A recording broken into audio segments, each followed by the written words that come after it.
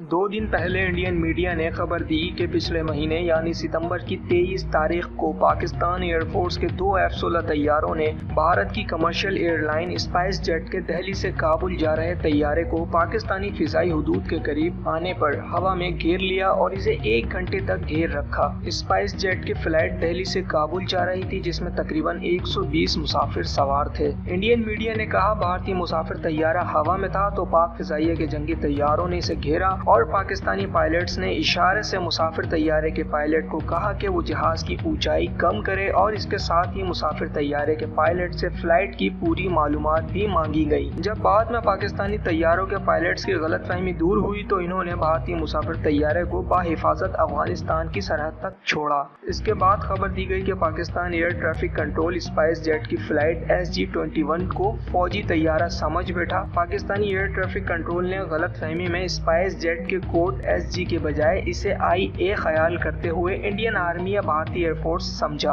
लेकिन बाद में जहाज को घेरे जाने के मामले पर एक अहम इंकशाफ हुआ और इस पूरे मामले में भारत के directorate general of civil aviation DGCA के एक ऑफिसर की लापरवाही सामने आई, जिसके बारे में बताया गया कि इस ऑफिसर ने मुसाफिर तैयारे को कमर्शियल एयरलाइन की जगह मिलिट्री का ट्रांसपोंडर कोड दे दिया था। यानी पाकिस्तानी तैयारों ने इसे सही रोका और गलती खुद भारतीय इंतजामिया की निकली। मिलिट्री ट्रांसपोंडर कोड और कमर्शियल कोड में फर्क होता है, यानी कमर्शियल कोड वाले रास्ते में कोई मिलिट्री कोड वाला तैयारा परवाज भरता है तो इसकी मालूमात रडार से इस मुल्क की सिक्योरिटी एजेंसी को मिल जाती है। भारत की DGCA ने लापरवाही बरतने पर ऑफिसर को मुअत्तल भी कर दिया है। भारतीय ऑफिसर की नाअहली थी कि इसने स्पाइस जेट एयरक्राफ्ट को गलती से AN-32 कोड दे दिया, जिसका इस्तेमाल हिंदुस्तानी फौज की तरफ से किया जाता है। इतनी बड़ी लापरवाही हो जाने के बाद भी पाकिस्तान के F-16 तैयारों ने हिंदुस्तानी तैयारे को बगैर कोई नुकसान पहुंचाए अपनी सरहद से बाहर कर दिया।